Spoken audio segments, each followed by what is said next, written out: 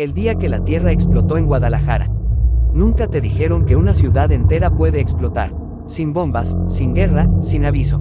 Y lo peor, hubo señales claras días antes. Pero nadie actuó. El 22 de abril de 1992, en Guadalajara, Jalisco, ocurrió una de las tragedias urbanas más impactantes en la historia de México.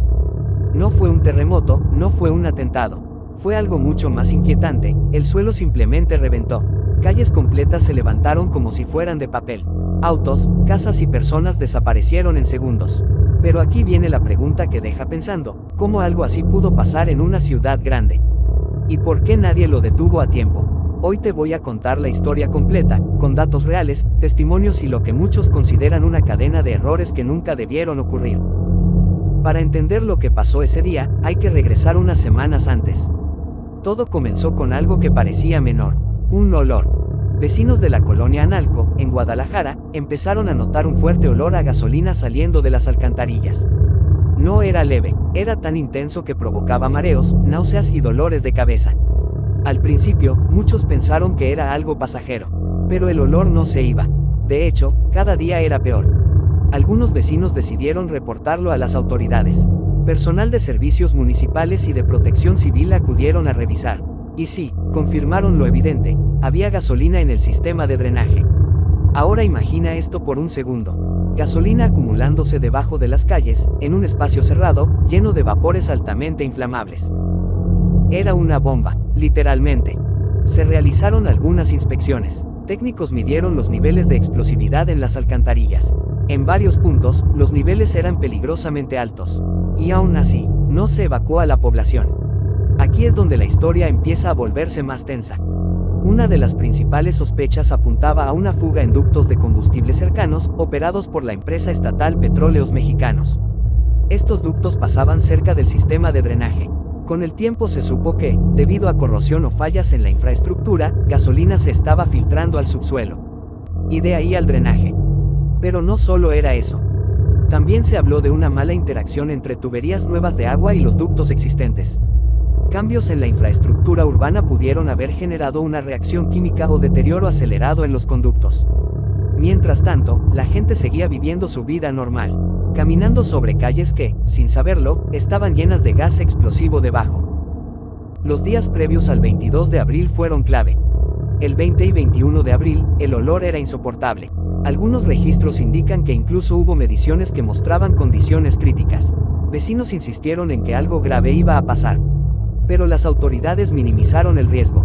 No hubo una evacuación masiva. No hubo una alerta clara. Y entonces, llegó el día. La mañana del 22 de abril de 1992 comenzó como cualquier otra. Gente yendo al trabajo, niños rumbo a la escuela, comercios abriendo. Y debajo de todo eso, una mezcla de vapores de gasolina esperando una chispa. El problema no era solo la fuga. El problema era que nadie sabía exactamente dónde estaba el punto crítico. Ni cuándo iba a explotar. Era como tener una bomba escondida, pero sin reloj visible. Y en algún momento, algo, encendió la chispa. A las 10:05 de la mañana aproximadamente, ocurrió la primera explosión. Fue brutal. El suelo se levantó varios metros. Las calles se abrieron como grietas gigantes. Alcantarillas salieron disparadas como proyectiles. Y eso fue solo el inicio. En cuestión de minutos, una serie de explosiones en cadena recorrieron varias calles de la zona de Analco. Se estima que más de 8 kilómetros de calles fueron destruidos. Las explosiones siguieron una línea, como si algo avanzara bajo tierra, detonando punto tras punto. Los testimonios de sobrevivientes son impactantes.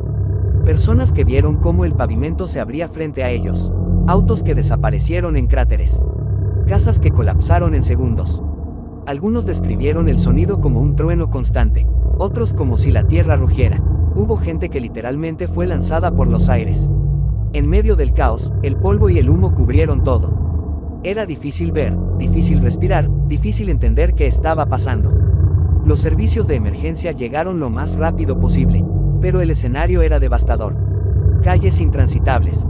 Fuego en varios puntos, personas atrapadas bajo escombros, y lo más complicado, el riesgo de más explosiones. Aún así, bomberos, paramédicos y voluntarios comenzaron a rescatar a quienes podían. Las cifras oficiales hablan de más de 200 personas fallecidas, más de 500 heridas. y miles de personas que lo perdieron todo. Pero hay algo que muchos señalan. El número real podría haber sido mayor, porque en medio del desastre, hubo personas que simplemente desaparecieron. Después de las explosiones, vino la pregunta inevitable: ¿quién fue responsable? Las investigaciones comenzaron casi de inmediato, y lo que se descubrió fue una cadena de fallas. Por un lado, se confirmó la presencia de gasolina en el drenaje. Por otro, se señalaron posibles fugas en ductos de combustible. También se cuestionó la calidad de las obras públicas recientes en la zona. Pero el punto más delicado fue este. Las autoridades ya sabían que había riesgo. Ya existían reportes. Ya se habían hecho mediciones. Y aún así, no se evacuó. Esto generó una enorme indignación social. Hubo protestas, exigencias de justicia, reclamos de responsabilidad. Algunos funcionarios fueron señalados, y hubo consecuencias políticas importantes. Incluso el entonces gobernador de Jalisco, Guillermo Cosío Vidaurri, terminó dejando el cargo tras la presión pública. También hubo investigaciones hacia la empresa petrolera estatal, Petróleos Mexicanos, por su posible responsabilidad en la fuga. Pero con el tiempo, muchos casos quedaron inconclusos o sin responsables claros. Y eso dejó una sensación difícil de ignorar. Que una tragedia de esta magnitud no tuvo una respuesta proporcional en términos de justicia. Lo que pasó en Guadalajara en 1992 no fue un accidente cualquiera.